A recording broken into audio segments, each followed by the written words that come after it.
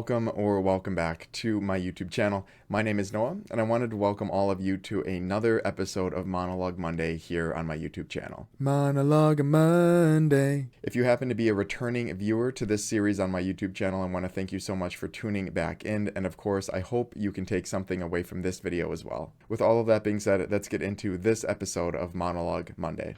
So for this episode of Monologue Monday, I wanted to have a brief discussion here, I guess a discussion with myself, right? Because it's a monologue. But in any event, I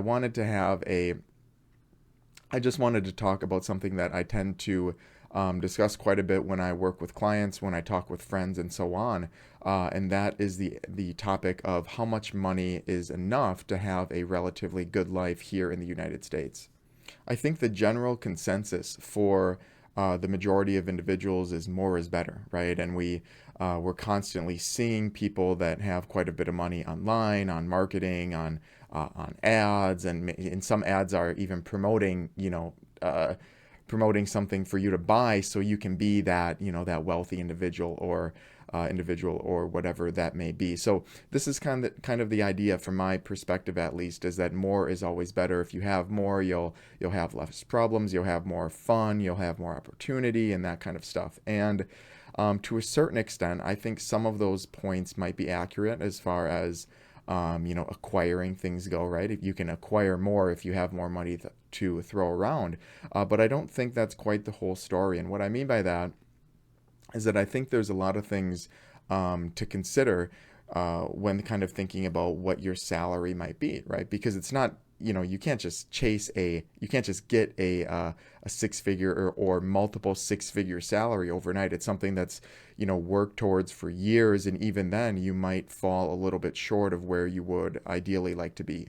So this time that you're going to be spending chasing 100, 200, whatever salary you're looking to get into, whatever salary range you're going to try to get into, is going to take time, it's going to take effort, it's going to take stress, and like I said, you might not even get there at the end of the day. I start to think about, well, is that actually required, right? Is that amount of money really required to have a really good life, right? A really fulfilling life, enough for you to take care of what you need to right now, and also plan for the future, which is obviously something that I believe more people should consider. So after working with a lot of different individuals, going through their finances, having financial discussions, doing my own research and doing my own thinking and so on, I started to think more about the topic of really how it's not always about, chasing the biggest number possible. And I know, that goes against what I just mentioned was kind of the general consensus about income, where the more is always better. You chase the biggest number and call it good. But as I started, putting YouTube videos together, as I am right now, trying to get really creative with individuals' finances, with my own finances, with friends' finances, and so on, to try to help them chase their own financial goals, I started to realize that if you have the proper financial literacy, right? If you look at the world, in at least the economics of the world, in the correct way, it doesn't always necessarily mean you need to have the biggest number to have a very fulfilling life. And in some cases, you can have the same life that you would ideally want with a lower salary if you were to make smart financial decisions along the way more consistently. And no, I'm unfortunately not going to get into, all of the tips and tricks in this video, because that's not really what Monologue Monday is about. But there's a lot out there, right? Navigating through, the world with your job, with, rent, with your expenses, with a vehicle, all of these different things. If they're done in a educated manner, you can really keep your expenses down, meaning that you don't need to be making $150,000 to accomplish whatever big goals you have, saving goals, a house goal, or a mortgage goal, whatever it may be.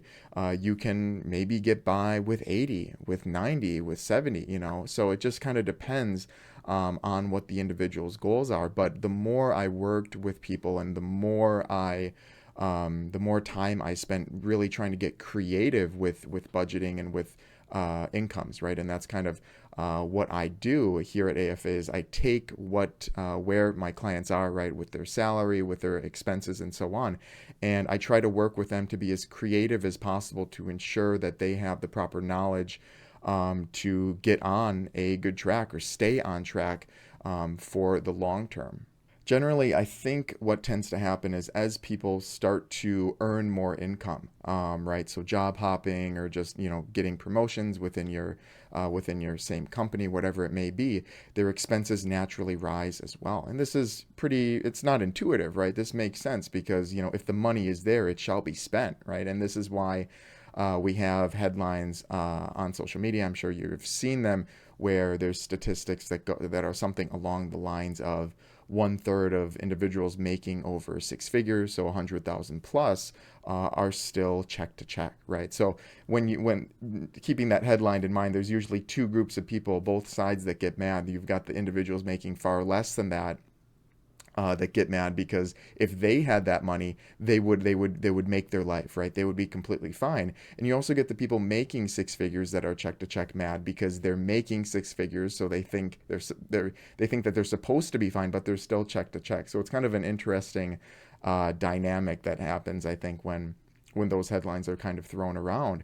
But it is actually a good way to think about the point that I'm trying to make here, where it's not always about chasing the biggest numbers.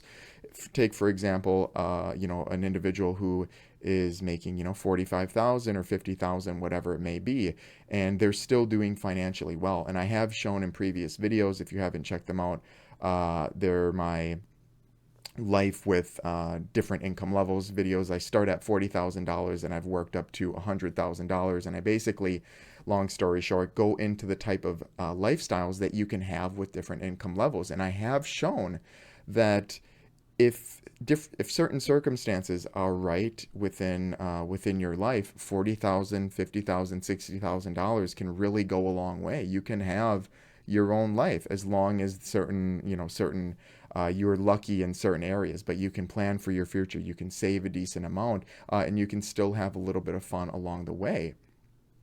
But this comes back to my point where these individuals making this amount of money are used to that, right? Are used to budgeting, are used to not spending their money on exorbitant items. So when they do start making more money, they were already doing the right thing to begin with. So more money would only would only augment the things that they were already taking care of before.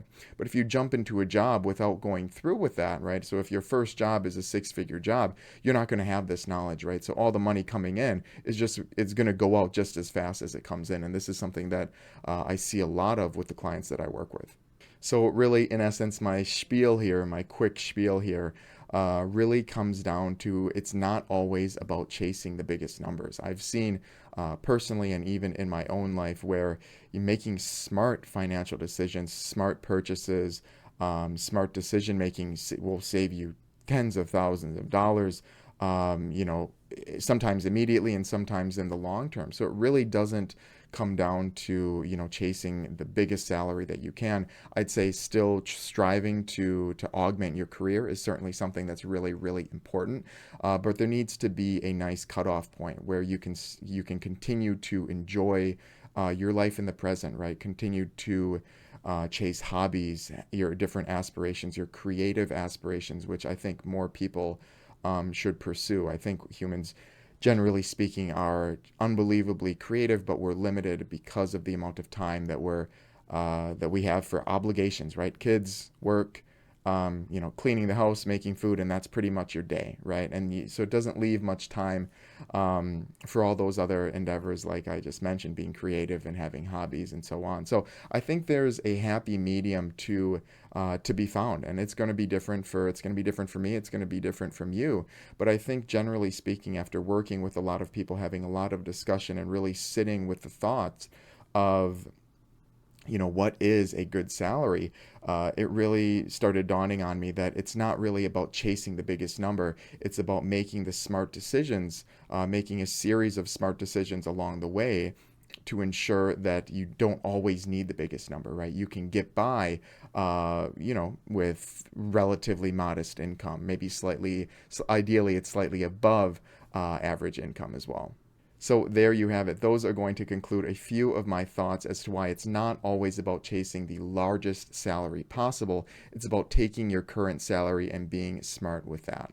But of course, I want to hear from you as well. What are your own personal opinions or strategies when thinking about what the right amount of money is for your lifestyle? Please let me know in the comment section below. I'd love to hear your thoughts. And of course, if you've stuck around this long in the video, I want to thank you so much for your time today. I really do appreciate it. As always, if you have any questions for me personally, or if you'd like to take a look at the financial services that I can provide to you, I've left my email and a link to my company website in the description box below. Thank you again for your time today, and of course, happy financing.